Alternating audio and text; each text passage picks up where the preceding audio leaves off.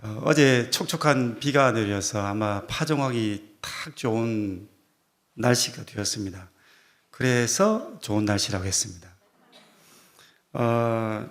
여러분은 좀 믿어지지 않으시겠지만 저는 원래 농부 출신입니다. 이렇게 소가 핥은 듯이 매끈하게 생긴 사람이 좀 길게 웃으시네요. 그 농부 출신이라는 게 조금 안 믿어지시죠? 네, 편견이십니다. 네. 사실 여기 웃으신 분들은 센스가 있으신 분이고 몇몇 안 웃으신 분이 계세요. 그분들은 인정한다는 거잖아요. 네, 너무 마음이 좋으신 것 같아요. 네. 네. 저는 생긴 것과는 달리 지리산에서 오랫동안 농사와 학업을 겸유했던 사람입니다. 그래서 웬만한 농사에 대해서는 잘 알고 있습니다. 농사를 지어본 사람이라면 느끼는 경이로운 한 가지 사실이 있습니다. 그것은 콩을 심으면 반드시 콩이 난다는 겁니다. 이거 엄청난 비밀인데, 팥을 심으면 반드시 팥이 납니다. 사람들 여기 아멘 하신 분이 믿음이 좋으신 거예요. 네.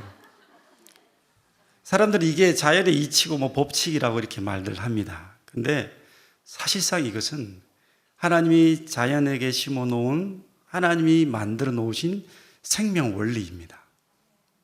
이 속에는 하나님이 정하신 놀라운 법칙들이 있습니다. 그래서 하나님이 정하신 선물이고 또 은혜예요. 우리가 무심게 아무렇게 생각했던 콩 심은데 콩 나는 것, 이것이 사실은 하나님의 놀라운 은혜입니다. 어느 식물학자가 이렇게 고백을 했습니다. 그 작은 씨앗 안에 완전한 식물이 되어 자랄 수 있는 온갖 정보와 그 씨앗이 식물이 되게 만드는 온갖 기장치들이 다 들어있다. 그 식물 안에는 그 식물이 자라갈 수 있도록 영양분을 저장하는 저장소가 있는데 그것을 배유라고 합니다. 이 배유의 저장소 영양분들은 이 뿌리를 내리고 그래서 완전히 땅에 안착되어서 영양분을 흡수하기까지의 에너지를 공급해 주는 역할을 합니다. 그리고 이 배유에서 에너지가 떨어질 쯤 되면 이제 강압성, 태양 에너지를 흡수합니다. 빛을 착 받아서 그것을 에너지로 바꾸어서 식물 성장에 돕게 하는 첨단 장치가 있는데 그것을 우리는 잎이라고 합니다. 씨앗이 잎을 쫙 벌려서 태양 에너지를 흡수하고 그것을 질소 화합물로 만들어서 양분으로 만들어냅니다. 이렇게 에너지를 흡수한 식물은 처음 심겨졌던 자기 모양과 똑같은 모양의 씨앗을 수없이 만들어냅니다. 사실 이것이 씨앗 하나를 심었을 때 일어나는 과정인데 하나님이 만드는 오묘한 원칙, 질서, 생명 원리가 그 속에 담겨 있습니다. 사실 그래서 콩 심는데 콩 나는 것은 경이로운 일입니다. 아멘 할 일입니다. 그런데 이 생명의 원리를 통해서 하나님 우리에게 주신 중요한 교훈이 있습니다. 하나님은 우리 인생의 수고를 헛되이 하지 않으신다는 진리입니다. 콩 하나를 심으면 콩 하나가 아니라 많은 콩이 나게 하듯이 하나님 앞에 우리 인생이 수고하면 그게 끝나는 게 아닙니다. 그 수고를 통해서 수많은 생명의 역사를 만들어 내신다는 것입니다. 오늘 본문 7절에 이렇게 말씀합니다. 스스로 속이지 말라. 하나님은 업신여김을 받지 아니하시나니 사람이 무엇으로 심든지 그대로 거두리라. 곡식을 심으면 곡식을 거두게 하십니다. 사랑을 심으면 사랑이 나기 시작합니다. 믿음을 심으면 믿음의 역사가 일어납니다. 만약 농부가 씨앗을 심는데 요 놈이 뭐가 될지를 모른다. 생각해 보십시오. 농부는 멘붕입니다. 어느 날 벽실을 뿌렸는데 아주 이상한 게 나잖아요. 어떡하겠어요? 근데 농부는 적어도 이 창조에 대한 믿음이 있어서 이 벽실을 심으면 반드시 벽시가 10배, 50배, 100배의 소출이 있다는 그 믿음이 있습니다. 그리고 오늘 7절 본문 앞부분에 보면 스스로 속이지 말라 하나님은 업신여김을 받지 아니하신다 이렇게 덧붙이고 있습니다. 이것은 뭐냐면 하나님의 이 창조 섭리가 어느 누구에 대해서 왜곡되어서도 안 된다는 겁니다. 사람들은 간혹 그렇게 말하면 뭐 그래 이렇게 했더니 안 될 때도 있어. 공심문제 판날 때도 있어. 내가 살아보니까 그래. 인생이 어디 뭐 그렇게 법대로 되나? 이런 말들을 하지 말라는 것입니다. 하나님의 그 오묘한 섭리를 해치는 말들을 하지 말라는 것입니다. 그것은 바로 하나님을 경홀히 여기는 것입니다. 하나님의 심판과 섭리를 왜곡하는 사단의 소리에 속지 말라는 것입니다. 무엇으로 심든지 그대로 거두게 하시는 하나님의 섭리와 질서 그리고 심판의 원리를 기억하고 그것을 따르라는 것입니다. 그것을 왜곡하고 그것을 희석시키는 것을 그냥 내버려 두지 않겠다는 하나님의 의지이십니다. 여러분은 그동안 심는 대로 거둔다. 이 말을 어떻게 이해했습니까? 어떻게 들어왔습니까? 제 삶을 돌아보니 마음에 드는 게 하나도 없어요. 지금의 처지를 그래 공심문제困難을 거지 이렇게 판단하는 용도로 사용했습니까? 목사님, 저는 변변한 게 심은 게 없습니다. 그동안 해놓은 게 없어요. 그러니 앞으로 내 인생이 뭐 더 나아질 게 있겠습니까? 체념하는데 이 원리를 사용했습니까? 오늘 하나님께서 이 말씀을 주시는 것은 그런 의도가 아닙니다. 이 말씀을 듣고 두렵고 부담스러운 사람을 향해서 주시는 위로의 말씀입니다. 다른 의도가 있음을 기억해야 합니다. 오늘 말씀은 이미 엎질러진 물과 같은 내 인생, 내 지금의 상황, 나의 모습을 판단하라고 주신 말씀이 아니라 도리어 지금까지는 변변한 게 없었어도 다시 도전하라고 주시는 말씀입니다. 지금까지 내 심은 게 없어서 거둘 것이 없다 보이느냐? 그러기 위해서 이 말씀을 주는 것이 아니라 지금이라도 심으면 내가 반드시 거두게 할 테니 심어라 라는 뜻으로 주시는 말씀입니다. 다시 도전하라고 주시는 위로의 말씀입니다. 성경 속에는 수많은 도전들의 역사가 드러나 있습니다. 그 속에 보면 우리 하나님이 어떻게 일하시는지 잘 나와 있습니다. 우리 하나님이 일하시는 방향을 보면 이 말씀의 방향을 이해할 수 있습니다. 우리 하나님의 일하시는 방향은 생명이요, 풍성이요, 기쁨이요, 행복입니다.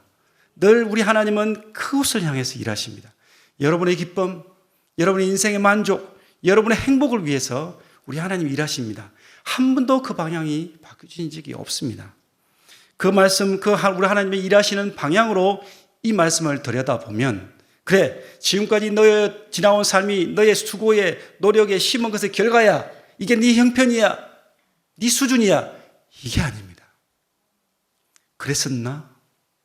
그래, 그때는 몰라서 못 심었구나. 심은 게 하나도 없구나. 잘못 심은 게 너무 많구나. 그렇지, 이제 다시 심자. 심은 대로 거두게 할 거다. 네가 무엇으로 심든지 그대로 거두게 할 테니 이제 선한 것을 심어보자. 도전해보자. 그렇게 말씀하시는 것입니다. 지난날에 심은 것이 없어도 그래, 열매가 없어도 지금 시작하라.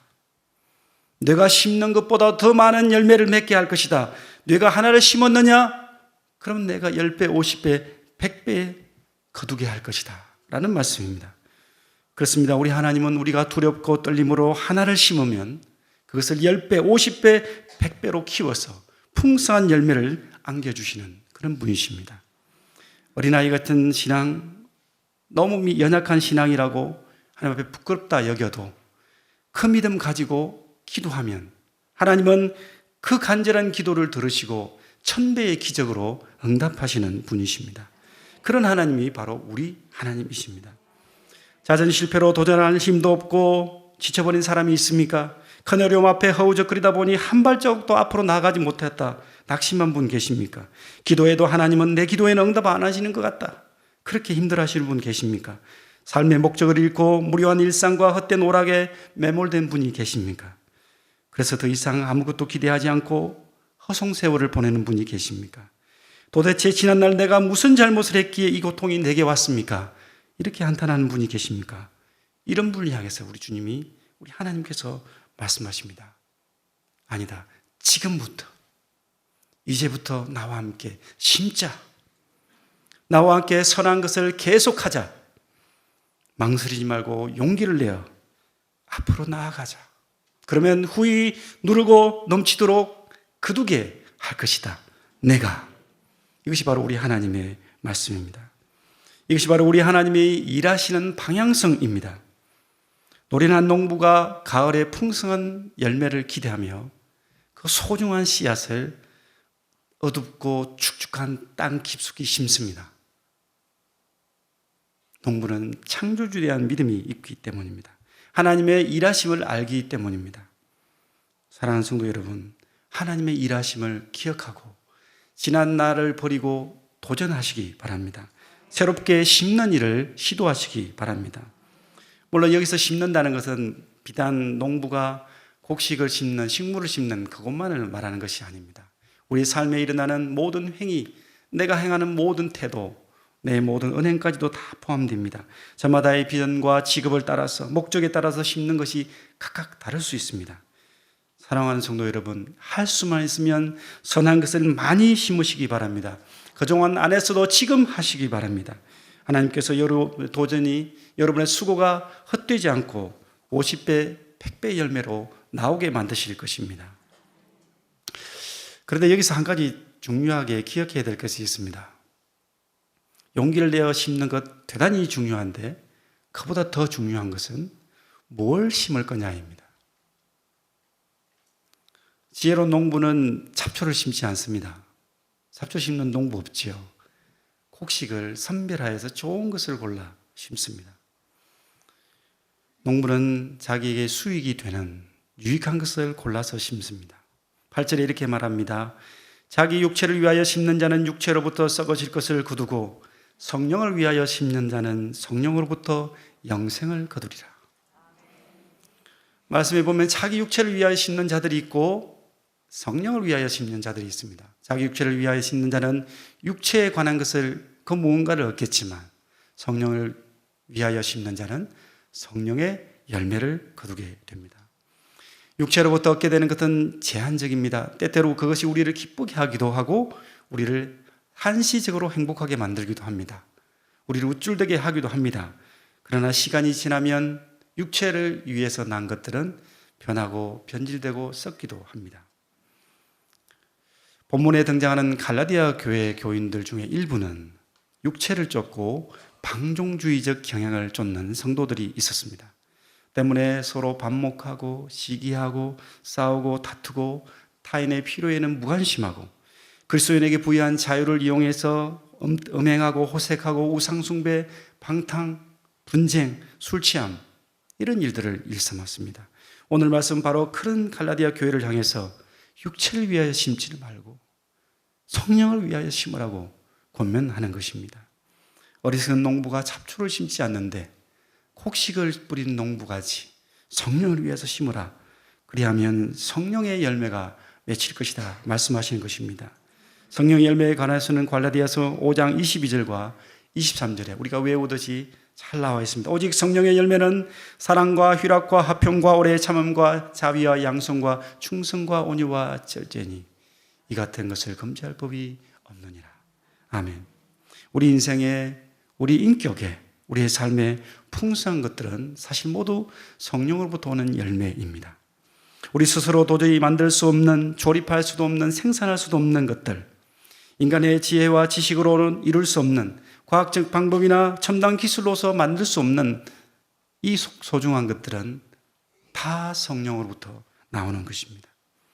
때문에 오직 성령을 따라 심어야 합니다. 사도행전 1장 8절의 말씀입니다. 오직 성령이 너에게 임하시면 너희가 권능을 받고 예루살렘과 온 유대와 사마리아와 일산과 파주와 땅끝까지 이르러 내 증인이 되리라. 그렇습니다. 성령을 따라 심는 것, 그 중에 가장 중요한 것은 복음을 심는 것입니다. 다니엘서 12장 3절의 말씀입니다. 지혜 있는 자는 궁창의 빛과 같이 빛날 것이요 많은 사람을 옳은 대로 돌아오게 한 자는 별과 같이 영원토록 빛나리라. 전도자는 스타다, 이런 말이잖아요. 참 스타는 전도자다. 세상의 가장 지혜로운 농부는 복음을 심는 자입니다. 영원토록 그 열매를 보게 되는 농사는 복음을 심는 것입니다. 아무것도 할 수 없는 마지막 순간까지도 해야 하고 계속해야 할 농사는 복음을 심는 것입니다. 미국의 한 어머니가 장성한 네 아들 앞에 임종을 맡게 되었습니다. 어머니는 침대 앞에 둘러선 네 아들의 이름을 콱콱 부르며 마지막 작별 키스를 해줄 것을 요청했습니다. 첫째 아들과 둘째 아들, 셋째 아들이 차례로 나가서 엄마에게 작별 키스를 했습니다. 얘야, 엄마에게 굿나잇 키스를 해다오 라고 말하더니 막내 아들이 앤디인데요, 앤디에게만은 앤디야, 엄마에게 굿바이 키스를 해다오.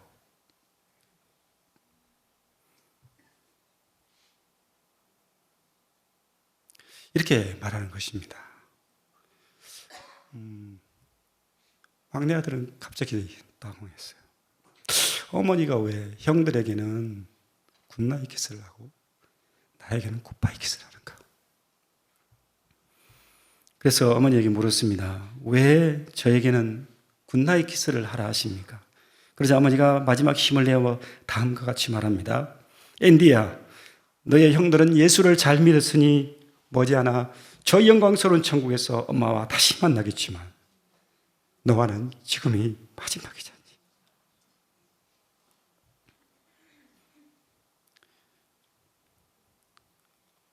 그동안 네 엄마가 너에게 예수 그리스도를 전하고 여러 번 간곡히 가르쳤지만 너는 끝내 너의 고집대로 어두운 길로 가버리지 않았니? 그러니 나는 너를 다시 만날 수가 없을 것이다. 그래서 내 형제들과는 굿나잇이지만 너는 굿바이 인사를 했단다. 이 말을 들은 막내 아들은 어머니의 침대에 엎드리며 눈물을 쏟았습니다. 어머니, 저에게도 굿바이 기술을 다시 해주세요. 어머니, 저도 지금 예수님을 영접하겠습니다. 어머니는 젖은 밤에 눈물이 흐르는 아들의 볼을 비대며 그 손으로 아들을 쓰다듬으며 하나님께 감사의 기도를 올려드렸습니다. 이 세상에서 복음을 전하는 일보다 더 중요한 일이 있을까요? 복음 전도는 죽어가는 사람을 살리는 일입니다. 잃어가는 자식을 찾아내는 일입니다. 죽어가는 영혼들, 버려진 영혼들을 하나님의 사람으로 세우는 일입니다. 세상에서 가장 중요한 농사입니다. 그리스도의 뜨거운 심장을 가진 자들에게 부여된 책임이요 의무입니다. 사실 이 다음에 율동이 있어요. 내가 감정이 지금 올라와가지고 율동을 해야 되는데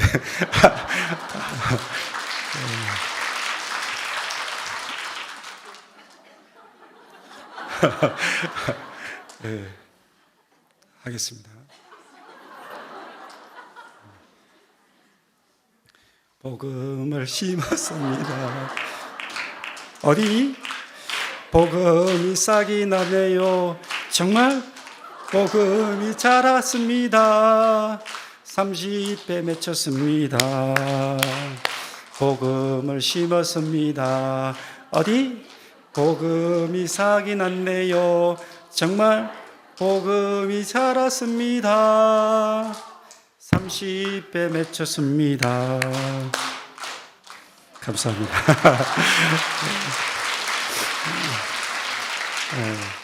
우리 어린이들의 복음 성가처럼 우리도 복음을 심는 일에 동참합시다. 영혼을 살리고 생명을 구원하는 일에 나섭시다. 하나님 나라와 교회를 세우는 일에, 전도하는 일에 동참합시다. 오늘 속교회 연합전도 있지 않습니까? 함께 동참했으면 좋겠습니다. 9절의 말씀은 아직도 용기를 내지 못하고 머뭇거리는 이들을 위한 하나님의 격려의 말씀입니다.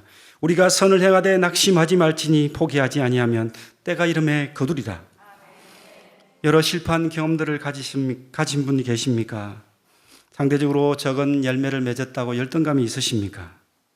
이렇게 머뭇거리는 일을 향해서 우리 주님이 말씀하신 것입니다.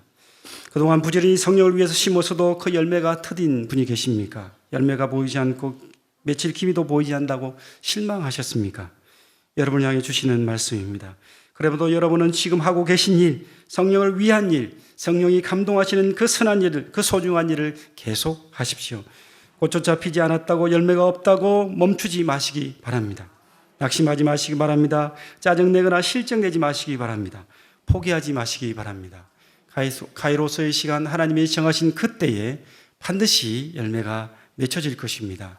하나님이 예비하신 하늘의 열매가 맺혀질 것입니다. 일요일 아침 설교를 준비하고 있는데 한 통의 전화가 걸려왔습니다. 제가 서울에 살 때에 같은 아파트에 살던 분이십니다. 거의 7, 8년 만에 걸려온 전화였습니다. 그분은 다른 교회에 출석하시는 분이신데 제가 그곳에 살 때에 간혹 힘든 일이 있으면 저에게 기도 요청을 해주셨습니다. 그래서 가서 기도해드렸던 적이 있는 가정입니다. 남편분이 신장이 망가져서 일주일에 4번이나 투석을 해야 하는 상태입니다. 남편을 투석실에 보내고 마음이 너무 힘들어서 제게 전화를 한 것이었습니다. 지난주일 남편이 아픈 몸을 이끌고 교회에 나갔지만 아직 신앙이 너무 약해서 몸이 힘들 때면 아무 말이나 하고 심지어 험한 말까지 한다고 합니다. 권사님은 남편의 건강도 걱정이 되지만 남편의 그 약한 믿음, 남편의 믿음이 약해서 잘못된 선택을 할까봐 늘 걱정하며 그것 때문에 저에게 전화를 한 것이었습니다. 그 얘기를 듣고 있으면서 문득 이런 감동을 주었습니다. 권사님, 너무 걱정하지 마시기 바랍니다. 남편이 투병하시면서도 하나님을 의지한다는 것, 그것이 얼마나 귀합니까? 우리 하나님은 그 작은 믿음도 소중하게 여기십니다. 그 어느 위대한 믿음 못지않게 마치 어린아이 같아 보여도 힘들 때 하나님을 떠올리며 예수 이름을 부르는 그거 하나를 우리 하나님은 너무너무 귀하게 여기십니다. 남편의 병은 권사님이 얼추할 수 없는 일이니 하나님께 맡기시고 겨자씨만한 남편의 그 작은 믿음을 격려하시고 칭찬해 주십시오. 하나님께서 남편의 믿음을 붙들어 주실 것입니다. 그렇게 한참 상담을 하고 간절히 기도해드리고 전화를 끊었습니다. 그렇습니다. 우리 하나님은 신랄 같은 큰 믿음에도 크게 역사하시는 분이십니다. 우리의 위대한 기도가 아니라 믿음이 너무 연약하지만 이제 가진 믿음이지만 하나님 도와주세요. 그 간절한 기도를 우리 하나님은 들으시는 분이십니다. 무엇으로 심든지 그대로 거두게 하시는 하나님, 그 원리대로 일하시는 하나님이십니다. 하나를 심었더니 10배, 50배, 100배를 맺게 하시는 하나님이 그 자그마한 기도에, 그게 뭔 기도인가 싶은 그 기도에 하나님은 10배, 50배, 100배의 기적으로 응답하시는 분이십니다. 사랑하는 성도 여러분, 지금 심는 일을 포기한 분이 계십니까? 그럼 다시 일어나 밭으로 나가십시오. 심으시기 바랍니다. 선을 행하시기 바랍니다. 반드시 거두게 하실 것입니다. 우리 하나님, 우리의 수고와 도전을 헛되지 않게 하시는 분이십니다. 풍성한 열매로 안겨주시는 분이십니다. 무엇보다도 잃어버린 영혼을 향한 복음 심기를 계속하시기 바랍니다. CCC맨들에게 가슴 뜨겁게 하는 구호가 있습니다. 고 김중건 목사님이 외치신 글귀입니다. 민족의 가슴마다 피 묻은 그리스도를 심어 이 땅에 푸르고 푸른 그리스도의 계절이 오게 하자. 죽은 영혼들에게 피 묻은 그리스도를 심읍시다. 절망으로 달려가는 인생의 생명의 복음을 전합시다. 그 복음이 자라 이 땅에 푸르고 푸른 그리스도의 계절이 오게 될 것입니다. 오늘도 무엇으로 심든지 그대로 거두게 하실 하나님을 기대하며 은혜로 더하여 주실 하나님을 기억하며 부지런히 심고 도전하시기 바랍니다. 오늘 하루 매일 매 순간 복음을 심고 사랑을 심고 기쁨과 행복을 심고 거두는 여러분의 삶이 되시길 간절히 축원합니다. 기도하겠습니다. 하나님 아버지, 감사합니다. 그동안 멈추었던 농사를 시작하기 원합니다. 무엇으로 심든지 그대로 거두게 하실 하나님을 신뢰하며 믿음으로 경작하겠습니다. 성령으로 심고 사랑으로 심고 복음으로 심겠습니다. 성령 하나님, 영혼을 향한 뜨거운 열정과 사랑을 일깨워 주옵소서. 이 땅에 죽어가는 영혼들의 가슴마다의 생명의 복음을 심게 하여 주시옵소서. 그리스도이신 예수님의 이름으로 기도합니다. 아멘.